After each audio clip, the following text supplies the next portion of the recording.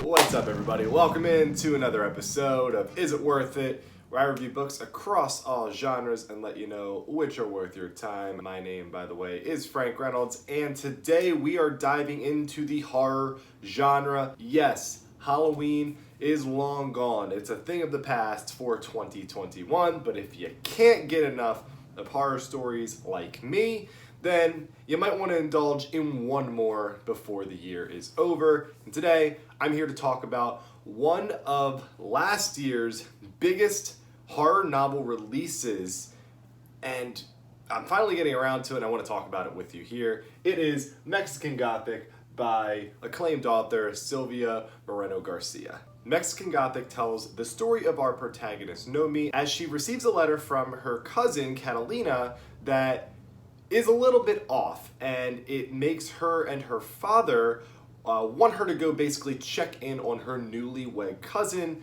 at a massive manor with a guy they don't really know called High Place. When Noemi arrives, some strange things start happening, and that's basically where our story begins. It is classic Gothic horror. If you've ever seen the movie The Others, very similar to that here. And I want to start off with some prose of the novel, specifically related to the atmosphere. The imagery is really incredible. Moreno-Garcia is able to weave together certain intricate details within her prose that really make you feel as a reader like you are there with the protagonist. It's because she's so good at writing and putting words together that she's able to do this. I mean, the writing style here is absolutely eloquent. It's beautiful, it's dark, it's haunting. It comes off as a great blend between internal and external exposition in many different occasions. It's kind of crazy that this is her first effort as a horror writer. Yes, she has dabbled in speculative fiction and whatnot many times before, specifically in the fantasy realm,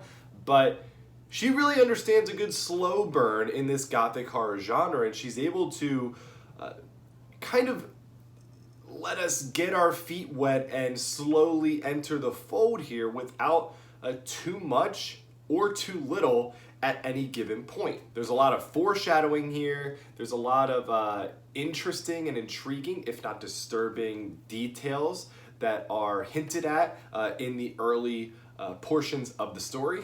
All in all, the writing is just really fantastic here. The style and the means by which she goes about telling the tale. So if you are a fan of good prose and just a great setting and atmospheric vibe, then you certainly will enjoy a lot of Mexican Gothic. Another thing that she does really, really well is make us root for unlikable characters. Noemi, by all means, should be an unlikable character. We should root against her. She's bratty, she's manipulative, a child in a lot of ways, but she is able to give us enough internal rationalizations, though not too many, which again is a perk and a testament to her craft. And she pegs her against a group of really detestable beings, just people that we root against even more, and that therefore makes her a likable character in this situation. Over the course of the novel, we find ourselves on her side more and more,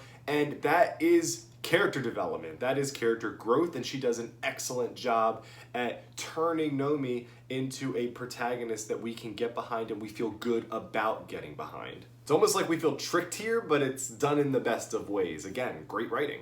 I also really enjoyed how Moreno-Garcia ended up adding in a lot of Mexican culture to the motivations regarding our characters in the story. You know, I'm not an expert in Mexican heritage, and I learned a lot here about the importance of family, and it really serves as a driving factor for why our characters do some of the things that they do and remain in certain situations. It's a really cultural novel in that sense, and I like that a lot about it.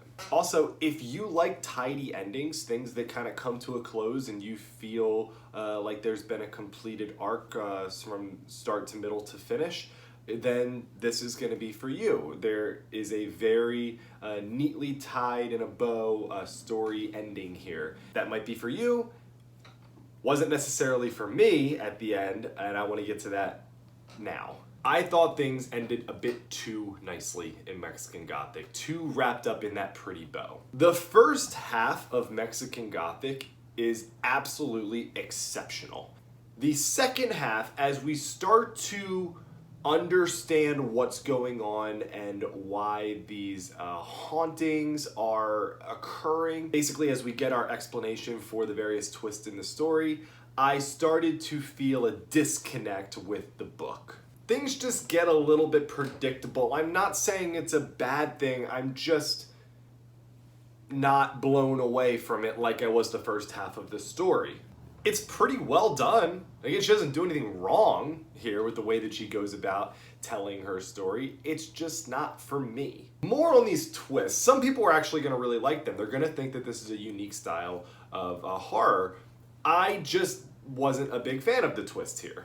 It's not that they don't make sense or anything, it's just that they're handled in a way that feels almost nonchalant, like been there, done that. For something that starts as a truly fresh take on Gothic horror, it ends in a way that, I don't know, let me down because it turns into something too familiar. Even if the means by which we get there are unique, the style and the story arc in general is just so overdone. And I was hoping for something different given the trajectory it felt like we were on in that first half of the book.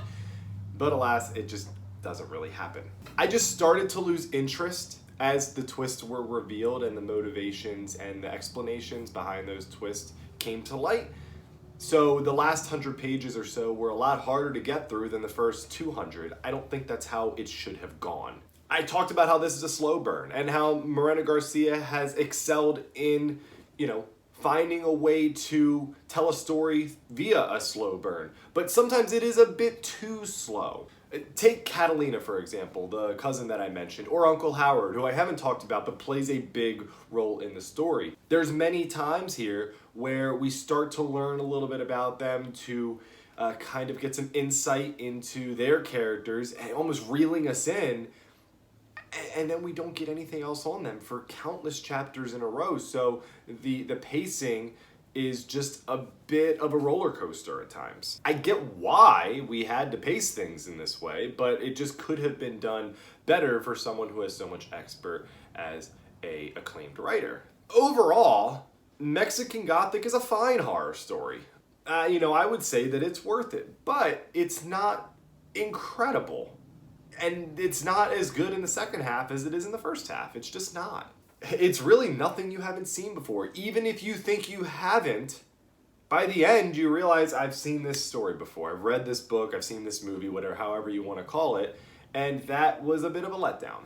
It tackles these classic tropes really well, so if you want something you're familiar with and you have a desire to get a new horror story that's just done really well, then you will very much enjoy Mexican Gothic. I just wish that there were some more risks taken here. It's certainly worth it for diehard horror fans or anyone who's really in the market for some really great prose. But if you are not a big horror fan, this is not going to sway you to start enjoying other stories in the genre. So overall, yes, it's worth it, but there is an asterisk on that. On the worthy meter, I scored Mexican Gothic a 69 out of 100. Thanks so much, everybody, for joining me on today's review. We're taking a break for the rest of November as the Thanksgiving holiday approaches, but we will be back in the beginning of December with some fantasy. We're getting back into the fantasy genre, so I'm looking forward to talking about some big novels in that realm on here when that time comes. Thank you so much. Have a great day, and I'll see you guys later.